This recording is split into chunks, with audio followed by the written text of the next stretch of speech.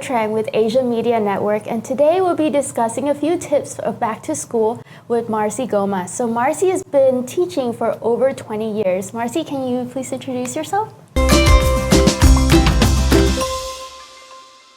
Hi, I'm Marcy Goma, and you're right, I've been teaching for the last over 20 years here in the US and some part of other countries. And I'm here, let's chat about back to school tips. See if I remember what are those. Every summer I forget what are the tips that I should be telling the parents. Well, I'm sure with all the experience we can come up with something, right? Oh, yeah. So one of the things is review your child's current IEP. Now, what's IEP?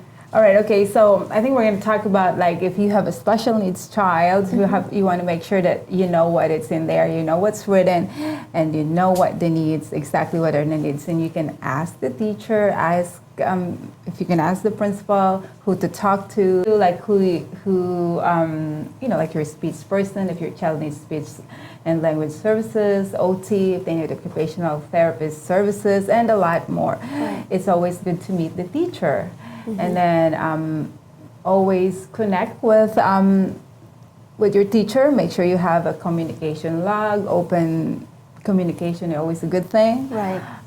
See if you have friends. You know, the people in your community would always be your, like your people who can actually, Yeah. And what else? I guess that's it. And make sure that.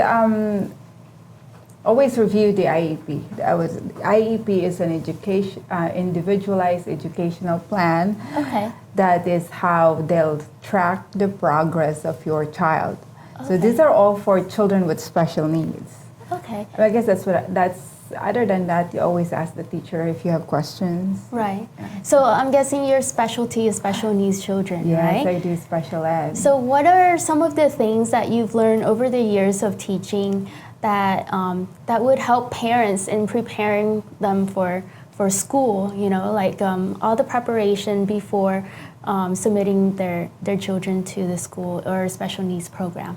I would look at your district, make sure that you know what district you are, and then ask for what services they can offer. Because there's a lot of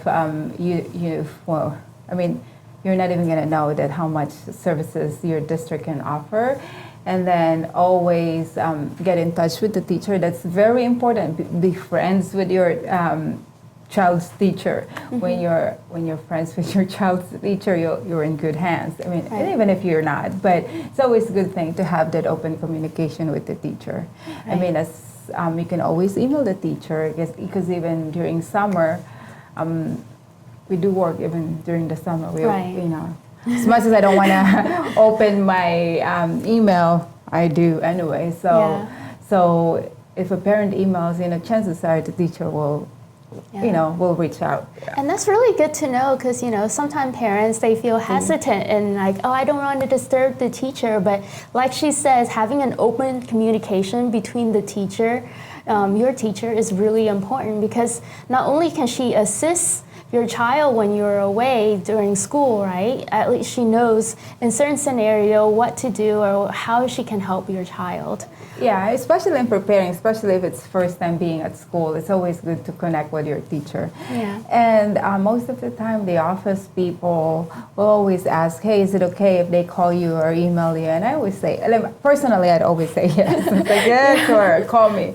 But I think most teachers are like that anyway, unless they're probably on vacation, but they will always respond. And we do appreciate it, actually. Like, for me, I appreciate when parents ask questions. Yeah. The more they ask questions, I know that they're really concerned with what they want for their kids. Right.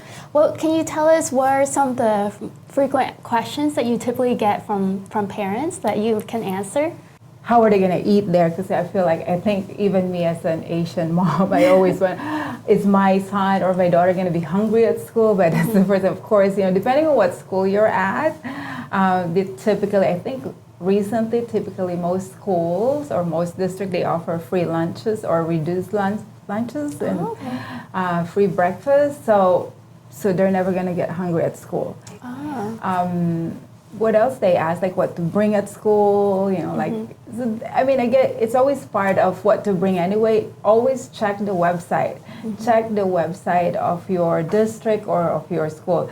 All the stuff that you guys need there, the numbers, the telephone numbers, the emails of the teachers, they're there. Okay. So I guess, and it's always updated, even in the Right. summer. So go there, ask questions, read.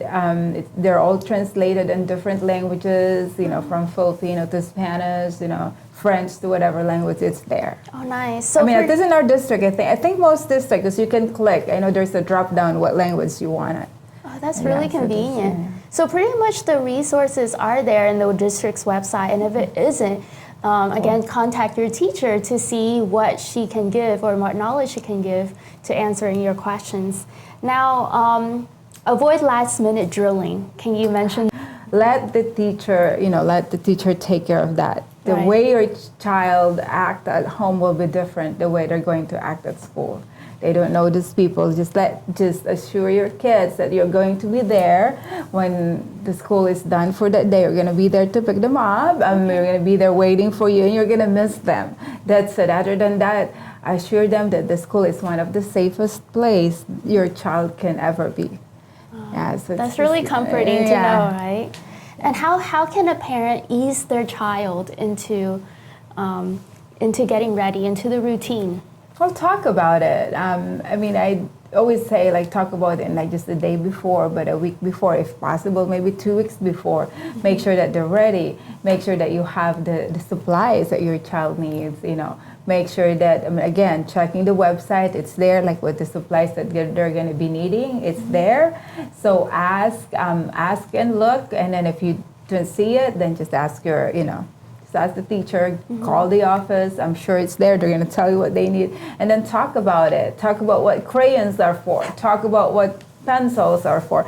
Talk about what these books are for. Yeah. And make sure that you know the teacher's names. And then you can tell your child, hey, this is your teacher's name. And so it's going to be something that they're already familiar. Yeah. And then these are all just coming from me. Like, I don't even know I guess if I remember all this correctly. But that's how I would prepare my child as a mom myself. I mean, she's in high school now, so I don't have to. She's But you've preparing me. gone She's through that. preparing me for what is going to be for this year. But for little ones, I would say things like that. Yeah. And again, it's very important to meet the teacher. Yeah, meet that teacher, because there's always a day before the school starts. There's that teacher, and then you can tell the teacher if you think your child is not completely potty trained, or even if they're potty trained and they're going to be so scared to tell the teacher that your child needs to use the restroom to avoid accident. Are there any type of after-school routines that you think parents can do to kind of continue what you teach at school to kind of help the students, acclimate better? Well, if you're picking up your child, make sure you have water in your car to have your, especially here in Arizona. Right. Make sure you have the water, because it can take up to 30 minutes just to pick up, how, depending on how big the school is. And then I don't really recommend having, so I'm not into homework. I don't believe in having kids do a lot of homework at home. So I would just ask, do you have something to do? I hope those teachers do not give a lot of homework anymore.